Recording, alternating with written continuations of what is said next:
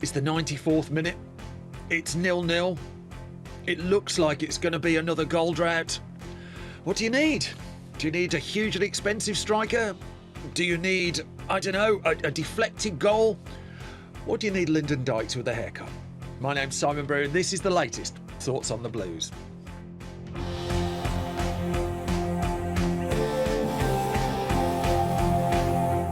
Going into the game at Swansea City, at home to Swansea City, which took place on Saturday the 20th of September 2025 at St Andrews, you could be forgiven for thinking we were in the land of doom and gloom. Going into the game, Blues hadn't scored in three? Hadn't put one shot on target in three and four games. 3 defeats on the bounce. Questions been asked about Chris Davies. Questions been asked about, inverted commas, tippy-tappy football. Questions being asked about if all these expensive players we got were ever going to gel. And going into the game, helpfully moved by Sky for a 12:30 kickoff. Thanks for that, Sky. Going into the game, there was, I don't know, I'm loath to say like any game at this stage of the season is absolutely vital. I'm loath to say it's not important at all. But I was reminded of one that took place on the 21st of October, 2026, I think it took place. And this is when Blues under Steve Bruce were expected to go up. It was the year we got Nicholas Bentner in and Fabrice Muamba and Seb Larson. And the start of our season wasn't particularly great. We went away to Derby County and Stephen Clements, remember him, hit a shot which seemed to take about 7,000 deflections, bobbled off absolutely everything, went into the Derby net, and it was seen as kind of a turning point moment in that season. The Stephen Clements jammy goal, we got promoted the end of that year. I'm not suggesting history is going to repeat itself, but I was really taken with a quote that Steve Bruce gave to the BBC after that game. And he said, "We're now only 1 point off third place, but apparently there is a crisis and I'm going to lose my job. It's incredible what football's turning into. I know we'll be there or thereabouts at the end of the season," classic Steve Bruce phrase, "but whether we can go straight back up remains to be seen." We did go straight back up, but we're now only 1 point off third place. After Birmingham beat Swansea City, we're now only 1 point off third place. I wouldn't say there was a crisis, but I've been reading in more than one place, just like maybe we should replace Chris Davies and get Nuno in, or because he happens to be. It's just like, okay, a couple of things before we get into the game. The whole it's time to have a degree of reality check has been a running theme throughout these videos. That we were a League One team last season and the best League One team ever. We are now a mid-table championship team with eyes on the playoffs, possibly going to get better depending how well the new signings bedded in, which is going to be a theme of talking about the Swansea game. The idea that we were going to go straight from League One and basically do what Ipswich did, go straight up and smash the league. And Ipswich didn't smash the league when they went up. It was always going to be a long shot. Also, the reality of the Championship is you can lose 15, 16, 17 games and make it into the playoffs. You can win 4, was it Bristol City got in winning 4 games away from home last season, make it into the playoffs. So on the one hand, a reality check. On the other, there's still a ton to play for here.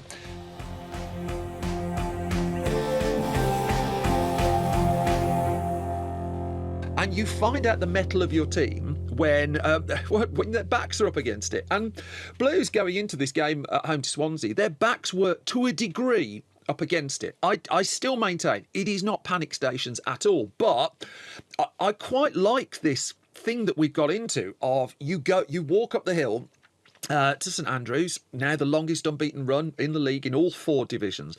And you think your team are going to do something. And we had several years, the Steve Cottrell era, the Karanka era, the Zola era, where you did that long walk up the hill. Well, it's up the hill the way I go, but the long walk up the hill, you just think you go there more in hope than anything. The mentality over the last year is you go there and the sliding scale is what expectation is there and hope is there. And last season it was all expectation. This season there's a bit more hope in there, but even so, we're nowhere near walking up the hill in hope. We're just thinking we've got the players to do this. This is as good a squad we've had in the Championship since Chris Hughton. I mean, it feels like it's been a very long time.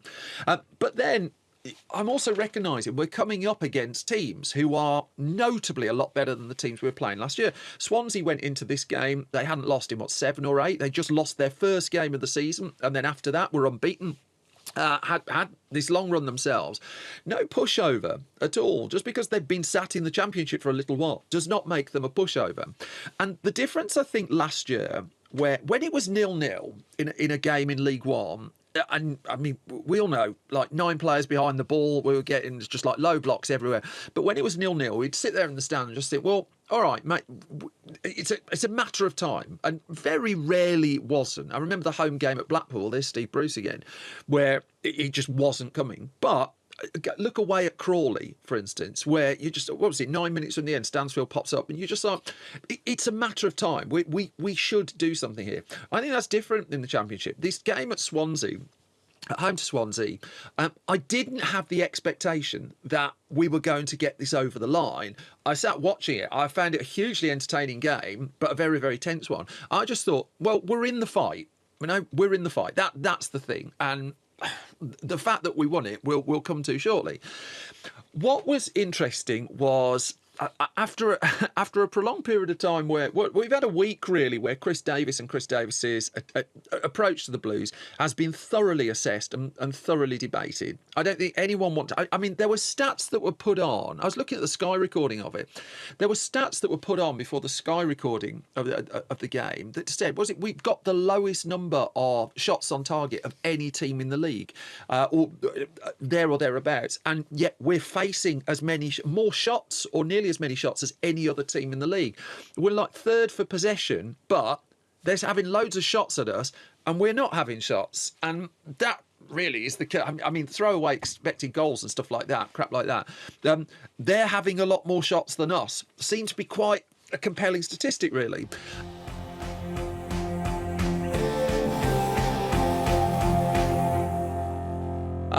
It was a bold team selection then. And Chris Davis, his first major test, I think, really, the first time we've been right up against adversity. That little wobble in League One that the documentary made a big thing of, nothing really, I don't think, compared to this. And so, I mean, what was it? It came on Blue Socials. It's been like the 1 year anniversary of the game at home to Wrexham. Phenomenal atmosphere, that game. But that was... No, that was a test in a different way. This is, well, we're not shooting, we're not scoring, we keep losing. This isn't good. It was interesting, the team selection then, and I've got to say, I didn't see the inclusion of Jack Robinson in the starting lineup come in. That Phil Nyman's first game at home to Ipswich, I thought it was tremendous. But as many have noted, slotting him into the team means we move Clara over to the other side, the other side of defence, the other centre back, and Clara, still the best signing of the current era, I would suggest, has been 9.5 out of 10 rather than 10 out of 10. I mean, that's the level the bloke's at. But the last game or two, Phil Nyman just I've pronounced his name 3 different ways in this already. Just not quite there. I know there's a bit of to and fro and cash in. I think he's been pretty good when we've seen him. I think we had one good performance, one slightly shaky. So Jack Robinson coming in, the last signing on transfer deadline day, I don't think it was the kind of signing that excited many people, all due respect to him. But I did wonder when I saw him in the team if this was the Ben Davies moment, the bringing in the experienced centre-back alongside Clara, allowed Clara to go on the side of the defence that he's happiest with an experienced centre-back who knows their way around the division. I think it pretty much played out like that as well. Also, we've got a long throw-in, but not quite a Mark Roberts throw-in, where the Mark Roberts long throw may as well have been bowled underarm. It went that slowly through the air. Robinson can actually throw a ball at some degree of speed, I would suggest. I always quite like Mark Roberts, but those long throws, it's telling. The only time we ever saw a goal from one at St Andrews was when he was playing for the opposition last season, when he was playing for Barnsley. So that was a big call, I thought. Bringing back Bright Asai Samuel, I didn't think was a big call. I think of the new signings that we brought in, he is the one who's bedded in the fastest. He's the one I didn't know we needed. I still think it's quite harsh on Ethan Laird. However, him on the one side of defence. Pleased to see Cochrane. I know Cochrane's come in for quite some pushback over the last week. I think we look more naturally balanced, and I think Cochrane, as a deliverer of a football, is as good as anyone we've got on the park. So I was quite happy seeing them. But also, it was good to see Marvin Duksh in the starting lineup, because we'd not quite known what we were getting with him. We've seen these substitute appearances that haven't really impressed. Also, it's weighted against the fact that he came to us injured with no pre-season. And so, I mean, clearly the last week or two has been spent getting him up to proper fitness, and to the point where he's starting the game. Also, I was surprised to see Lewis Koumas preferred to Patrick Roberts. I think Lewis Koumas is good at taking players on. He's very good at quickly turning them as well and spinning them.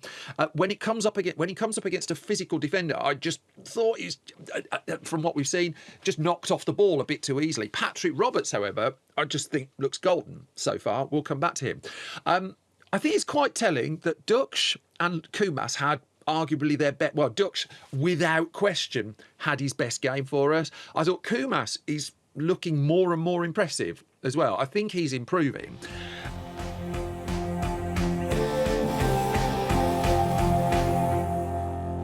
We get into the game itself. Horrible kickoff time. I mean, horrible. Stop doing this. I know they won't, but horrible kickoff time. 12:30.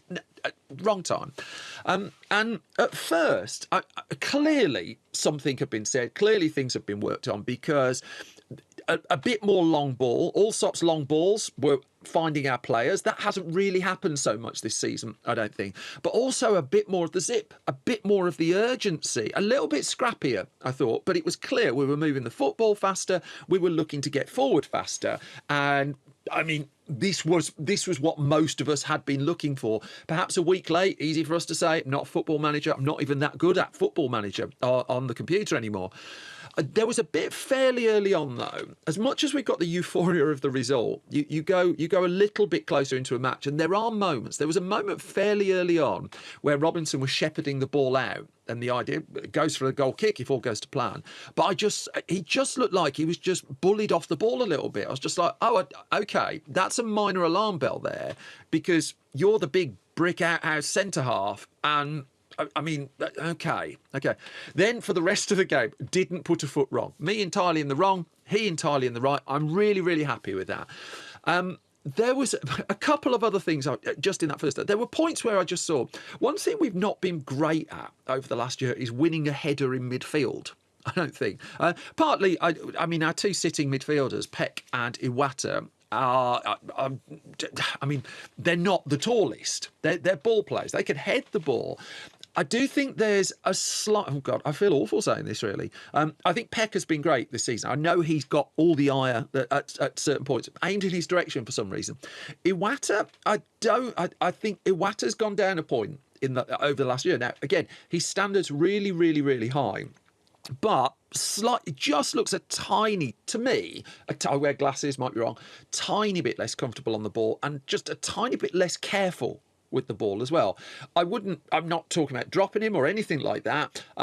Quite the opposite. That pairing at the back is really crucial to us. But I think Peck's standard has been there, Iwata just slightly below. So I think there's a little bit in there that could happen. The game, though, it's a couple of things early on. First of all, I mean, the refereeing here was, I mean, it just wasn't great. And it's one of those referees who came in as well with I'm going to referee it in a way. John Busby was the guy who reffed it. It's just going to break the flow of the game. I'm just looking here at the Blues players that were being booked. I mean, Clara gets booked on 12 minutes. No argument there whatsoever. He knew exactly what he was doing. Allsop booked on 18. I barely even saw it. Damari Gray booked on 34. Oh, right. Asiza. So lots of these bookings, I'll happily contend, were deserved. But on the other side of it, that we got to the end of the first half, and Blues had 4 players in the book, Swansea had none, and I wouldn't have weighted it that way at all. I didn't think it was one side being really, really full on, and the other not giving, not let's just say, leaving 1 or 2 presents themselves. And so you're just like, oh, okay. And then when you've got defenders on a book, when you've got 2 of your back 4 on a booking by half time, just like, oh. And it got to half time, I just thought that this is going to end with 10 men. Still surprised it didn't. I didn't think it was going to end goalless, actually, but I was nearly wrong on that. As well, but it just looked like one of those where the ref was really quite keen to show a red card. However, as much as I can criticise the ref for the waving around of cards and the lack of consistency in what was punished, I think that was the thing that really came through. We owe him a drink, because Vipotnik really should have had, to my eyes, a goal. The game, if you go back to like the Leicester game, and if you go back to if you go back to one or two of the games we've shipped this goal, really. Stoke again, we've shipped an early goal, and then we've been on the back foot trying to fight back, couldn't get a goal back in. I mean, I'm not blind to the fact it nearly happened again. Vibotnik got through, fired one over the bar, not quite how. Then he got through. We tried to clear the ball out, didn't clear it. Swansea get it back in. A beautiful finish, across Allsop. Allsop couldn't do much about it, and should have been a goal. To my eyes, wasn't a goal. Ruled out. And it's just like, okay, there's your lucky break. That might be your Stephen Clements shanking a shot that somehow bobbles in, not what happened at the end of the game. But I mean, it could. Football's like lots of it could have.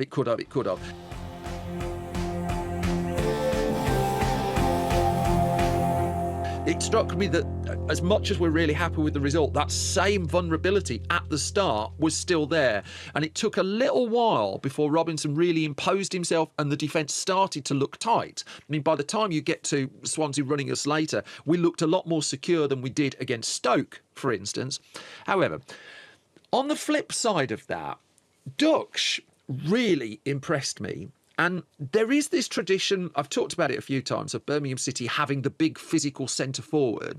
And he clearly fits that mould, the Adebola, the Horsfield, the Harfield, the Harfield, Duke, Troy Deeney to a degree, I suppose. But with Dykes, I mean, there was a moment where Clara played a beautiful ball to his feet, spun his defender. I thought he played it too far, hadn't, slotted the ball between Vigoreau's legs. Vigoreau's heel just managed to push it to the side. I thought Dykes was a threat right throughout the time he was on the pitch. I mean, I know he was hooked on 67 for Furuhashi, who, again, Kyogo, I just thought looked really, really good. God, does that man need a goal? Because I just think it might be a switch flicking if that happens. I think Dykes, at the moment, and Kyogo both look more likely to score than Stansfield, who's working his backside off for very little reward. I should note as well, Stansfield has a shot fairly early on. It's a weak shot, comfortably saved. What's with the sarcastic jeering of us having a shot? I don't see how that helps, really. We've had a shot. You know, it's not a great shot. It's what you wanted. Don't do a sarcastic jeer. Let's just let's go and have another shot. Let's go.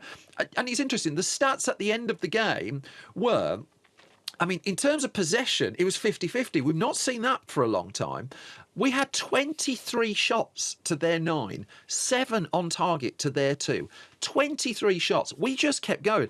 I mean, thankfully, the sarcastic cheers ended after the second shot, because otherwise there would have been a lot of them. The message has clearly got through. I think we can say that. And Davis had set up a team to attack at home. So, I mean, one other thing, this bit, talking of shots, this bit where the ball goes usually to Iwata and we're all like shouting shoot. 2 things on that. Number one, probably most of the time shouldn't shoot. The best shot at the club. I've enjoyed his goals, but yeah. Secondly, I just love the idea that Iwata's thinking of passing it to someone. The whole crowd shout shoot. Just like, do you know what? I might just do that. I think the game was, the first half was impressive, and I thought it was kind of 50-50, could have gone either way. But by half time, I was already thinking Robinson and Dykes and Kumas were having their best games for us. Robinson slightly easier, Dykes quite easier, but Kumas looked improved. He was looking a threat. Damari Gray is on a different plane to a lot of the players on a football pitch in the Championship. He can drift past. I mean, he can't shoot great at the minute, but hopefully that will come. The moment in the second half where he's past 2 defenders and just put a really weak shot in, but not one that Vigoreau could just put his hands on. He still had to kick it out. It's just boding well when he's on the park. There was a bit where he went down. He looked like he'd been really badly injured. Hadn't, but that is the kind of worry. I think this season we've missed Keshi Anderson, for instance, and I know there's a temptation amongst Blues fans to look back to the player who's done really well over the last year or two. But what I think with Keshi Anderson is he just drives at them and will get across him. And we saw it with Gray, we saw it with Kumas, and it just looked like a constant threat once we found our groove. Boy, in that second half, did we have our groove. I mean, there were 2 shots within 2 minutes of the second half, one at each end. There was all sorts going on. We did also have, I should note, the moment where Allsop went down. And clearly very, very badly injured, although never to the point where Beadle warms up. I know he's on our team and I know he's been told to do it, but this rule is just bullshit, isn't it? We're seeing loads of teams do it now. I think if the goalkeeper goes down to effectively force a timeout, let's call it what it is, then the captain of the team has to go off or something. Something's got to be done about it. It's working in our favour at the moment. One day it won't. And it's ridiculous that the only player that can go down and not be asked to leave the pitch is the goalkeeper. I think if the keeper goes down for what is clearly a timeout, someone's got to go off the pitch, because it's just, yeah. I accept it has worked to our benefit. I accept we're playing within the parameters of the rules as they stand, but I mean, what is it? 3 of 5, 6 games? It's happened now. Other teams are doing it to us. It happened to us loads last season as well. It's bullshit. It's just enough. Enough.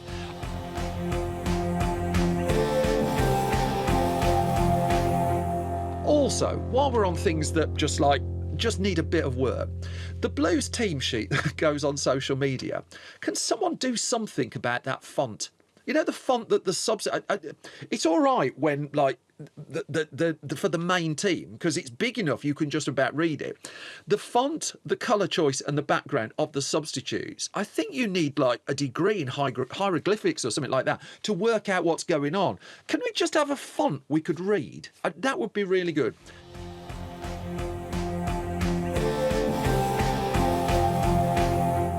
The second half was just brilliant to watch. Well, probably brilliant if you were a neutral and had nothing vested in it. Two good teams, I reconciled, just going for it. And we were just... I mean, we would have been extraordinarily hard done by on that second half performance not to walk away with something. I thought we were really good. I thought we were really, really improved. I thought we had the urgency to it. And also, boy, did we have the bench. So we can take Asai Samuel off and bring Ethan Laird on. Peck comes off and Tommy Doyle comes on. And Doyle's also had arguably his best moment in a Blues shirt. I think he's been 5, 6 out of 10 so far. A rasping shot, just curling away from the post in the end. Kumas comes off and Roberts comes on. Dux comes off and Kyogo comes on. Stansfield comes off. Lyndon Dykes comes on with a few minutes left. And I'll come to that shortly as well. Our bench is great. It's the best we've had it in the Championship again for God knows how long. And it's a game-changing bench. And I just think it is a delight to see. We have options and a manager who is not scared to just throw people in and try and win a game. Do you remember, what was the game where we were home to Blackburn or something and we were facing being relegated from the Premier League? And I remember that game, and Steve Bruce leaves it till 10, 15 minutes left to really go for it. And just like, in fairness to Chris Davies, the substitutions start coming in, at 67-minute mark, and that's quite late for him. One concern was Cochrane going off injured. Cashin came on and perfectly well covered the defence. That wasn't the thing. But it leaves us, if Cochrane has a notable injury, without a left-back now, without a natural left-back. Lee Buchanan's not coming back for a while. I've got loads of time for him. But hopefully whatever's happened to Cochrane won't take long. I know Laird can play on the left and does it well, but still, that is an alarm bell. Just a minor one, a tiny little bell, just mildly ringing. Still, it is an issue, I think, and it's kind of one gap left over from the transfer window. Interesting with the transfer window, actually, that Chris Davies gave an interview ahead of the Swansea game where he talked about why we'd brought in so many people over the summer. And he talked about there are a few players probably lost their motivation, so they had to go. Who's he talking about there? Is he talking about Bielik, Emil Hansen? Is he talking about Peacock Farrell? Don't know. He wasn't naming names. But I thought that was quite a steely interview, quite a hard interview to come out with and start saying things like that, because there were, 10, 11 players who were leaving. It's just like, it's not too hard to like start pointing fingers.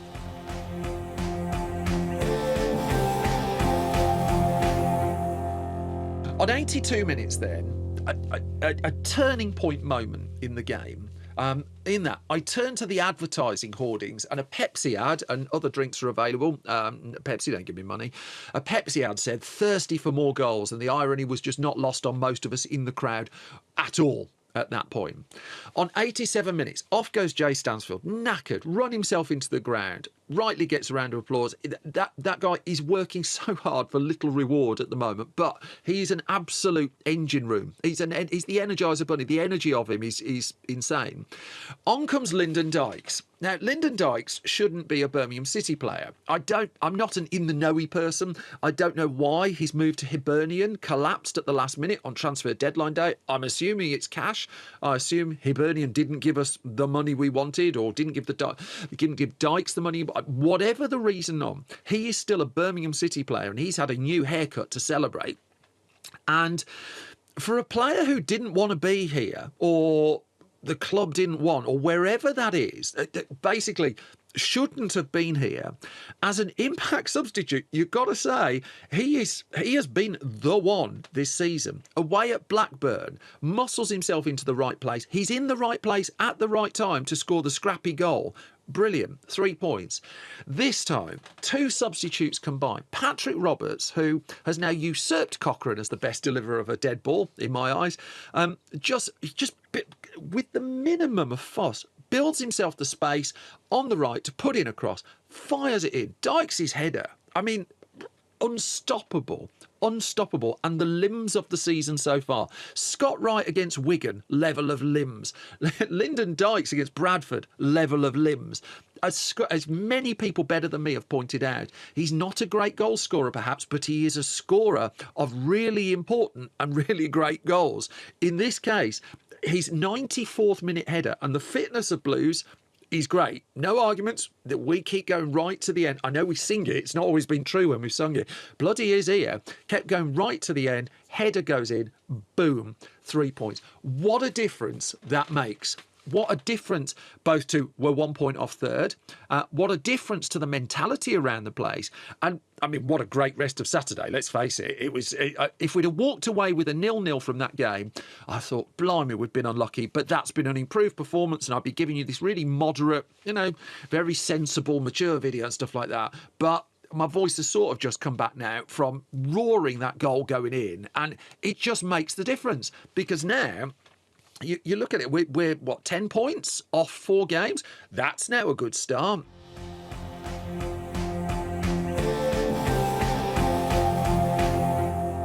Ifs and buts, right? I know that Swansea should have had a goal, so I don't believe this stuff evens itself out, that notwithstanding. But we are in a smart position at this stage of the season. We're not Middlesbrough, we're not bombing it away. We're not Stoke, although Stoke lost, didn't they? They beat us and then lost, and so they're kind of dragged into it again. I couldn't tell you if anyone's going to run away with it. I think Middlesbrough have a smart start, but the game coming up away to Coventry is an interesting one, because Coventry went into their game at Leicester the most goals scored of any team in the Championship, come away with a 0-0, and by the sounds of it, they went looking for a draw. That they were quite happy with a 0-0. So it served them well, because they're at the right end of the table as well. But I don't quite know what we're going to get going to Coventry. You would assume, they being the home team, they are going to absolutely come at us. I mean, we'll find out at 12:30 again. Thanks, Sky. You would assume that. But also, I have famous last words. I have more confidence in the solidity of the defence at the moment, the left-back position notwithstanding, with Robinson and Clara on their respective sides of the central defence. And I certainly have a lot more confidence in both our creative outlets, but our willingness to use them at greater speed. Not in I'm sitting in the stand saying, get it forward or lump it forward and blah, blah, blah, but just that we're going to move the ball a bit quicker and we're going to test them. We still don't know, however many games after all these games in, quite where this Birmingham City team sits. No, we're early in the season. We've got our 10 points. You look at the table and you'd have, I'd have taken it. 6 games, 3 wins, 1 draw, 2 defeats. Only 5 goals. That's an issue. No team in the top 10 has scored fewer. Only conceded 5 goals. Well, that's better. I think there's only 2 teams who've conceded fewer. That's Middlesbrough and Stoke. We go to Coventry, who've scored 15. Shipped 7, undefeated, but 2 wins, 4 draws. We're 3 wins, 1 draw, 2 losses. We're going to have an idea after Coventry and after Sheffield Wednesday, come the end of September, just where this team sits.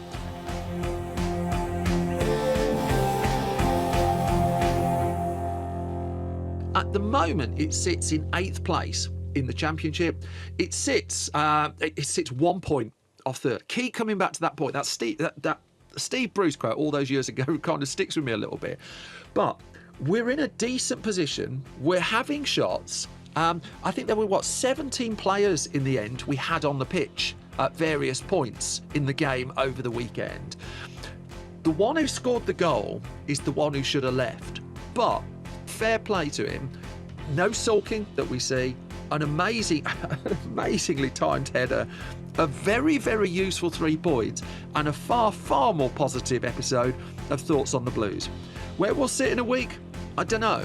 But I'm not going to Coventry nervous. I'm not going to Coventry cocky. I'm just sort of hoping, could we sneak something there? Possibly.